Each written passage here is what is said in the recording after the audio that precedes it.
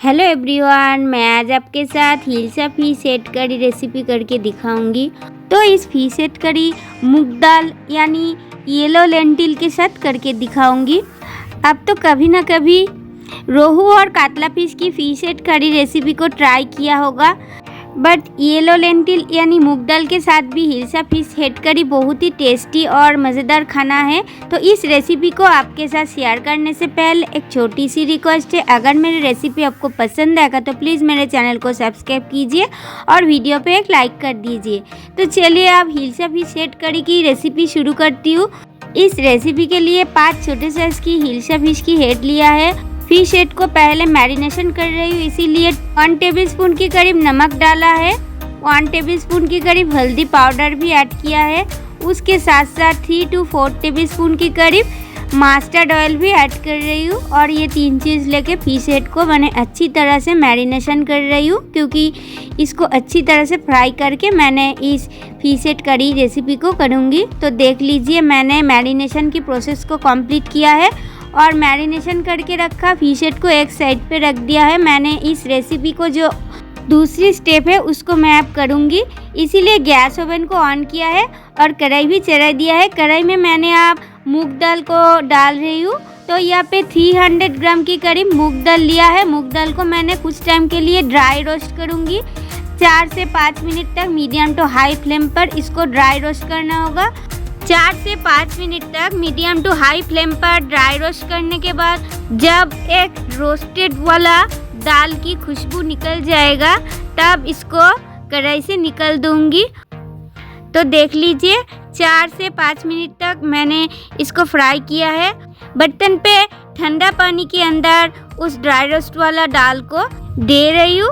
और दाल को पहले से मैंने धो करके नहीं रखा था, इसीलिए दाल को ड्राई रोस्ट करके बाद में धोना पड़ता है। तो देख लीजिए, मैंने उस वाटर को निकल दिया है। अब दाल को बॉईल करना होगा, इसीलिए गैस ओवन को ऑन करके कढ़ाई में ज़रूरत अनुसार पानी ऐड कर रही हूँ। और जब पानी गर्म होगा तब मैंने दूसरी स्टेप को करूँगी, क्योंकि वो मैरिनेशन करके रखा फिश हेड को तो फ्राई करना होगा, इसीलिए मैंने मस्टर्ड ऑयल ऐड कर रही हूँ। और इस फिश हेड करी को मैंने मस्टर्ड ऑयल में करूँगी, आप चाहे तो और कोई कुकिंग ऑयल पे कर सकते।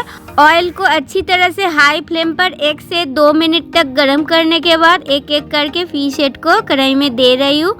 और गैस की फ्लेम को मीडियम टू हाई पे रखकर फिश हेड को मैंने फ्राई करूँगी। ढक्कन लगा दे रही हूँ, क्योंकि फिश हेड ज़्यादातर टाइम पे फूटता है। और दूसरी गैस ओवन पर देख लीजिए, कढ़ाई में जो पानी को ऐड किया था उस पानी अच्छी तरह से गर्म हो चुकी, इसीलिए वो सब धो करके रखा मूंग दाल को ऐड कर रही हूँ। और मूंग दाल को पानी के साथ अच्छी तरह से ऐड करने के बाद मैंने इसको अच्छी तरह से मिक्स भी कर दूंगी। दाल बॉइल्ड होने के लिए गैस की फ्लेम को हाई पे रख दूंगी और दाल बॉइल्ड होने में 15 to 20 मिनट तक समय की ज़रूरत है। और दूसरी गैस ओवन पर देख लीजिए, फिश हेड की एक साइड फ्राई हो चुकी, इसीलिए इसको पलट दिया है। और दूसरी साइड को भी मैंने अच्छी तरह से फ्राई करूँगी, इसीलिए ढक्कन लगा दे रही हूँ। ढक्कन खुलकर देख लीजिए, दूसरी साइड भी फ्राई हो चुकी, इसीलिए कढ़ाई से एक एक करके फिश हेड को हटा रही हूँ। आपको तो पहले से एक बार बोलने में मैंने भूल ही गई थी, मैंने तो यहाँ पे सोना मूंग दाल यूज़ कर रही हूँ। आपसे तो नॉर्मल जो मूंग दाल होती है वो भी इस्तेमाल कर सकते हैं। और दूसरी बैच की फिश हेड को भी मैंने सेम तरीका में फ्राई कर रही हूँ। और फिश हेड की क्वांटिटी थोड़ी सी ज़्यादा है, इसीलिए दोनों बैच वाइज पे इसको फ्राई कर रही हूँ। तो पहली बैच और दूसरी बैच की जो फिश हेड वो फ्राई हो चुकी। और मूंग दाल बॉइल्ड होने की टाइम पर थोड़ी सी नमक देने की ज़रूरत है। नमक देने की वजह से दाल जल्दी बॉइल्ड हो जाता है, ये मैंने मिस किया है। तो दाल में मैंने नमक को ऐड करके और 5 से 7 मिनट तक पका लिया है। अब मैंने दाल को चेक कर रही हूँ, तो देख रही हूँ दाल पूरी तरह से बॉइल्ड हो चुकी है क्या। देख लीजिए, दाल अच्छी तरह से बॉइल्ड हो चुकी। तो दाल अब पूरी तरह से बॉइल्ड हो चुकी, इसीलिए मैंने गैस फ्लेम को बंद कर दूंगी।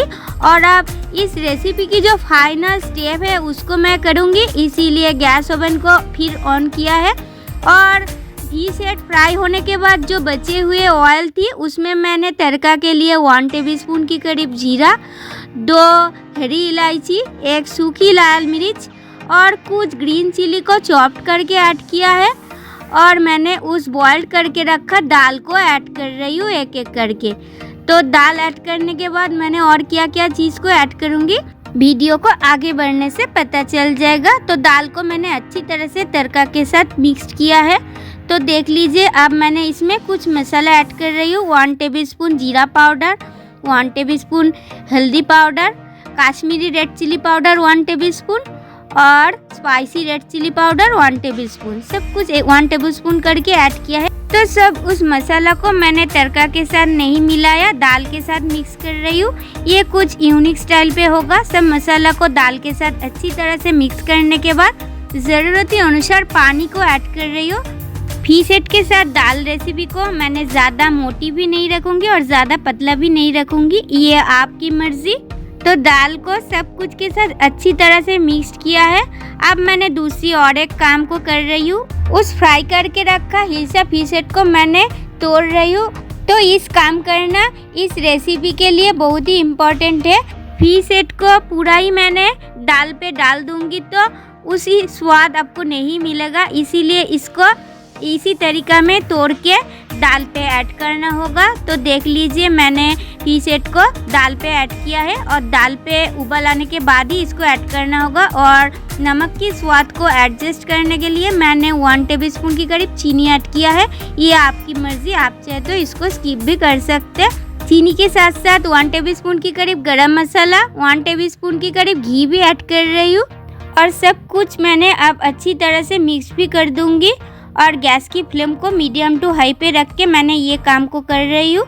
घी और गरम मसाला ऐड करने के बाद मैंने 1 मिनट तक कुक किया है। फिर मैंने गैस फ्लेम को बंद करके हिलसा फिश के साथ सोना मूंग दाल की इस रेसिपी को सर्व कर रही हूँ। और इसी स्टाइल पे हिलसा फिश हेड की इस रेसिपी को अभी तक घर में ट्राई नहीं किया है तो प्लीज़ ट्राई कीजिएगा एक बार, बहुत ही स्वादिष्ट खाना है। और जो लोग की मछली खाना की आदत है उसके लिए इस रेसिपी मस्ट ट्राई वाली रेसिपी है। मेनली सिंपल सी राइस के साथ इस रेसिपी को बहुत ही अच्छा लगता है। मैं भी आज सिंपल सी राइस के साथ इसको ट्राई करूंगी। तो आज की इस hilsa fish head curry recipe मूंग दाल के साथ आपको कैसी लगा कमेंट करके प्लीज़ बताइए। आज की वीडियो मैं यहाँ पे एंड कर रही हूँ। नेक्स्ट डे पे कोई न्यू रेसिपी लेके आपके साथ मिलूंगी। तब तक के लिए बाय बाय, टेक केयर।